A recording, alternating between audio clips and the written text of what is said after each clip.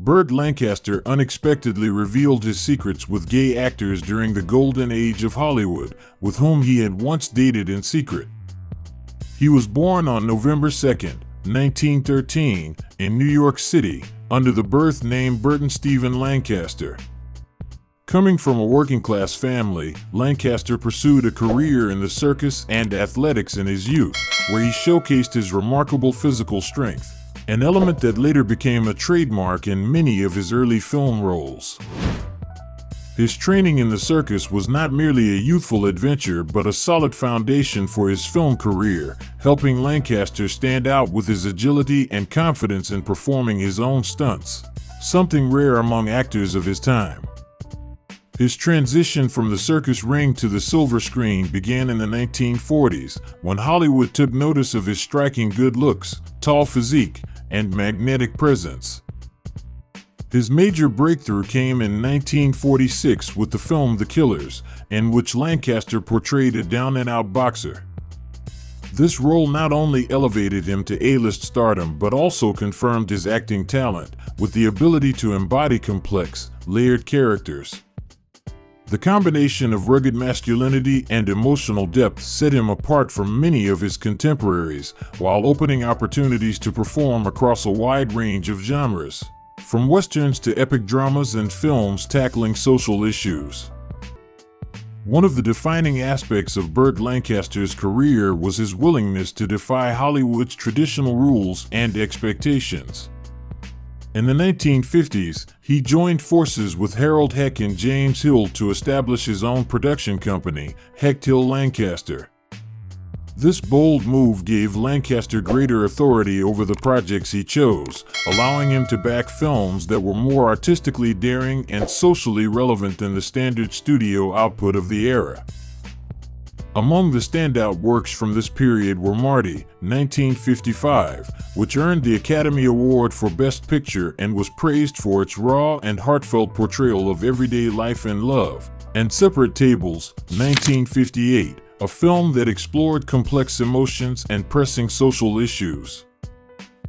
Lancaster's role as a producer highlighted his devotion not only to acting but also to elevating cinema into a serious and respected art form. Throughout his long career, Lancaster achieved both critical acclaim and a wealth of honors, including 2 Academy Awards. His first Oscar came in 1960 for his unforgettable performance in Elmer Gantry, where he portrayed an ex-convict struggling to rebuild his life. The role was electrifying, blending charm, menace, and moral ambiguity, and it showcased the remarkable depth and versatility that defined Lancaster as one of Hollywood's finest actors. Lancaster later secured his second Academy Award with Birdman of Alcatraz, 1962, portraying a convicted murderer who transformed into a respected prison reform advocate and renowned bird expert. This role, along with others, highlighted Lancaster's unique gift for bringing to life deeply flawed yet complex characters, and fusing them with empathy and nuance that lifted them beyond simple stereotypes. Beyond his achievements on screen, Burt Lancaster was equally recognized for his personal integrity and social activism. A strong supporter of civil rights, he consistently used his celebrity platform to champion causes he believed in. At a time when many in Hollywood avoided political involvement, Lancaster stood apart as an outspoken critic of racism, inequality, and social injustice. His activism also extended to supporting labor unions and artists' rights, reflecting his deep commitment to fairness and human dignity. These principles earned him admiration not only from audiences but also from colleagues and the wider community. Lancaster's influence on cinema endured through the 1970s and 1980s as he continued to take on diverse and demanding roles. Among his most notable later performances were The Swimmer, 1968, a surreal and psychologically rich film that went on to become a cult classic, and Atlantic City, 1980, which earned him another Academy Award nomination. In these works, Lancaster demonstrated his ability to portray aging characters with poignancy and depth, proving his adaptability even as Hollywood itself evolved.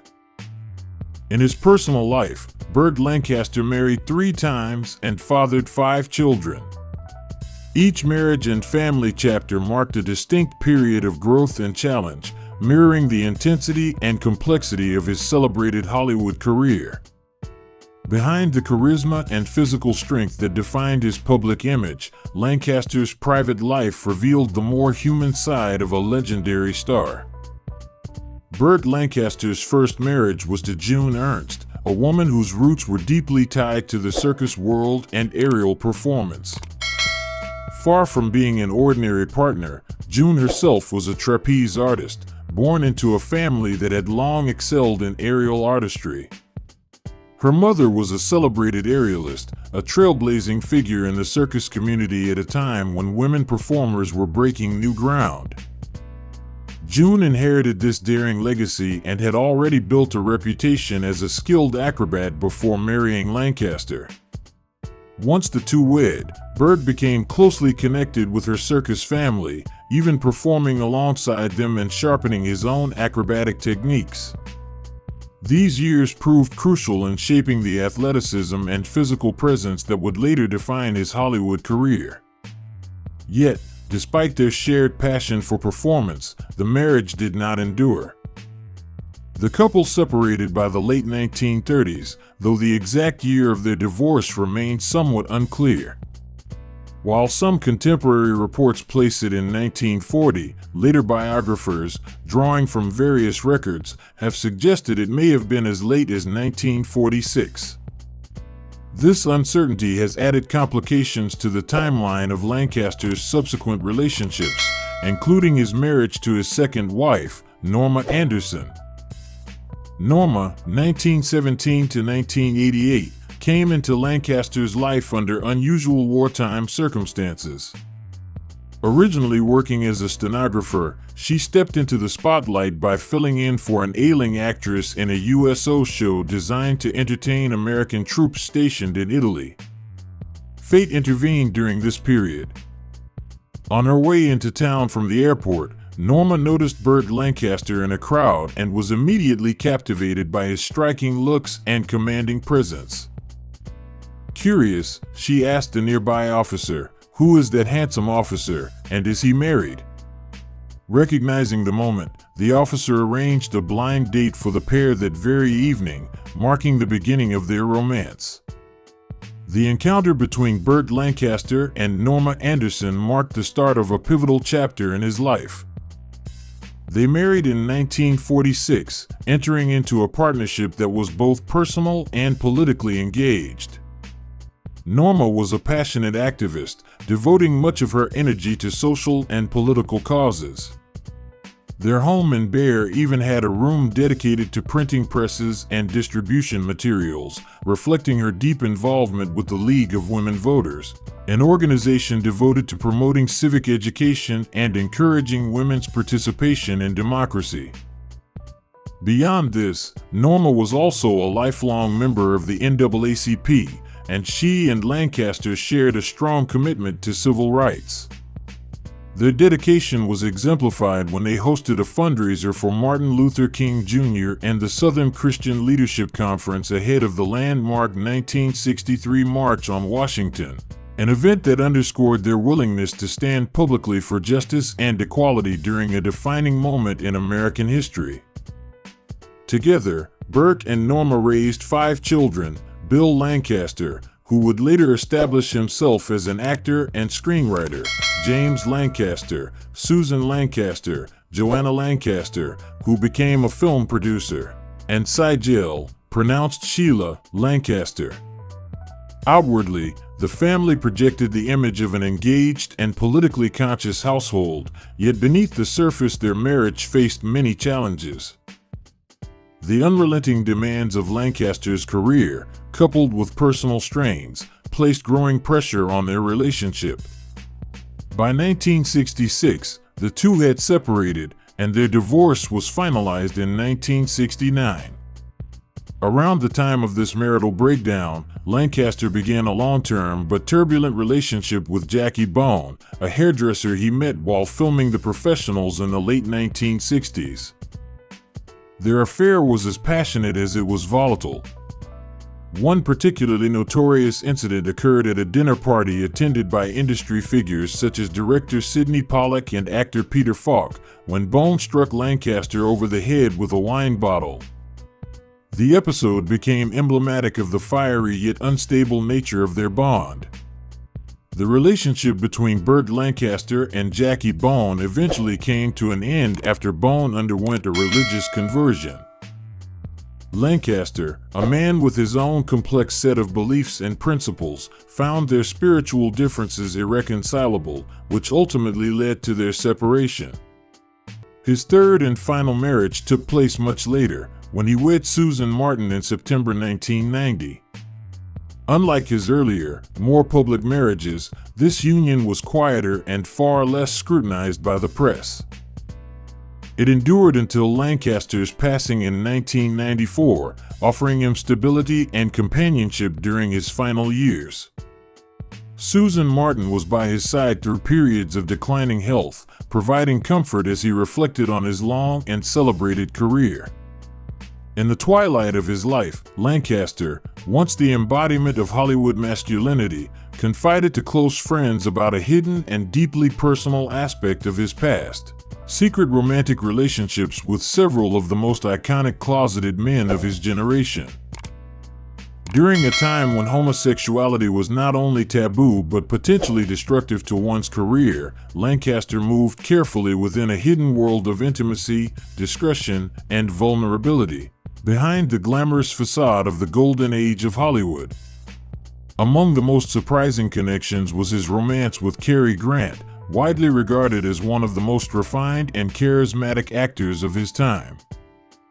Lancaster was drawn to Grant's elegance, sharp wit, and mysterious charm. Their paths crossed at an industry event in the late 1940s. By then, both were established stars, though they belonged to different cinematic circles. Grant, who had shared a home for years with actor Randolph Scott, a relationship often later interpreted as romantic, maintained a carefully constructed public persona of sophistication and heterosexual allure.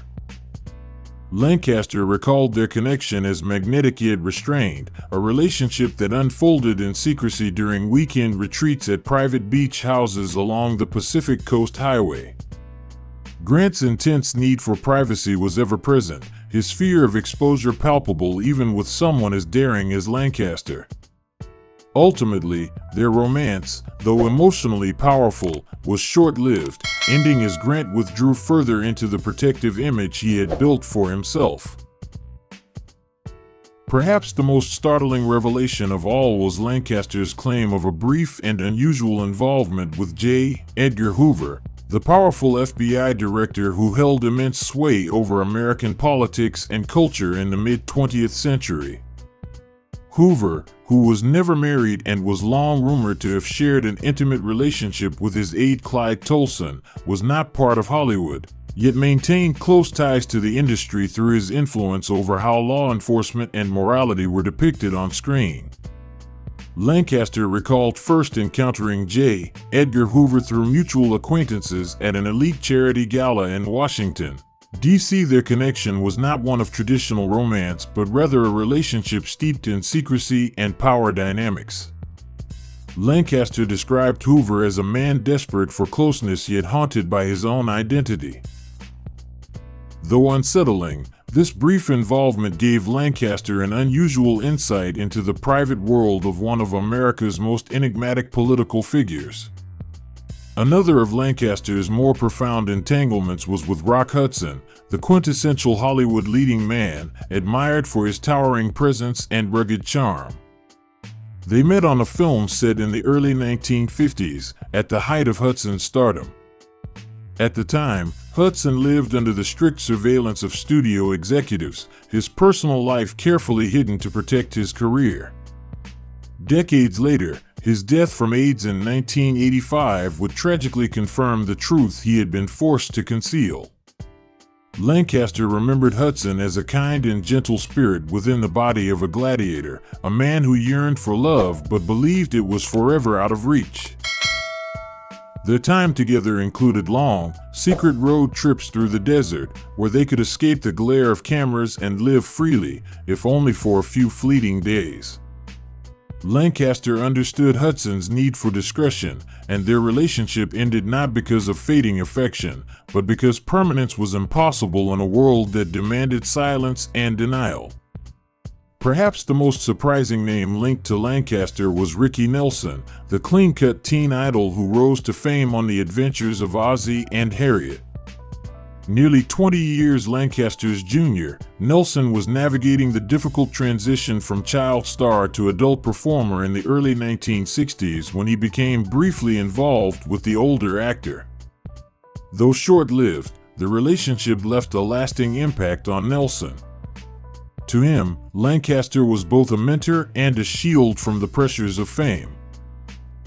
Lancaster, however, recognized the imbalance between them and ended the affair gently, believing Ricky needed space to grow into his own identity as both a man and an artist. He later spoke of Nelson with great affection, describing him as the boy who sang like a breeze and kissed with the hunger of someone who had never been allowed to desire. Among all of Lancaster's secret relationships, none was more intense or more complicated than his affair with Marlon Brando. Brando embodied everything Lancaster was not: unpredictable, eccentric, and unapologetically defiant. According to Lancaster, their connection was explosive from the very beginning. They first crossed paths at a politically charged Hollywood gathering in the late 1950s, and the spark between them was immediate, raw, and undeniable. Brando, famed for his sexual fluidity and disregard for convention, drew Lancaster in with provocative arguments, bold challenges, and a magnetic sensuality. Their relationship was turbulent, driven by ego, artistic rivalry, and a powerful need to dominate one another, emotionally and physically. Lancaster would later describe Brando as the only man who could completely undo me with just a glance. Their on-again, off-again affair stretched over several years, ultimately dissolving under the strain of secrecy and their irreconcilable personalities. Taken together, these hidden relationships revealed a very different side of Burt Lancaster than the one audiences saw on screen. Beneath the image of the swashbuckling adventurer and rugged leading man was a man who loved passionately, sometimes recklessly, but always in silence. When Lancaster revealed these secrets later in life, it was not to shock, but to release himself from decades of concealment and denial, a truth as central to who he was as any role he ever played. Burt Lancaster passed away in his Century City apartment in Los Angeles after suffering his third heart attack at 4:50 a.m. on October 20th, 1994. His body was cremated, and his ashes were laid to rest beneath a large oak tree at Westwood Memorial Park in Westwood Village, California. A modest ground plaque inscribed Burt Lancaster 1913 to 1994 quietly marks the spot. In accordance with his wishes, no funeral or public memorial was held.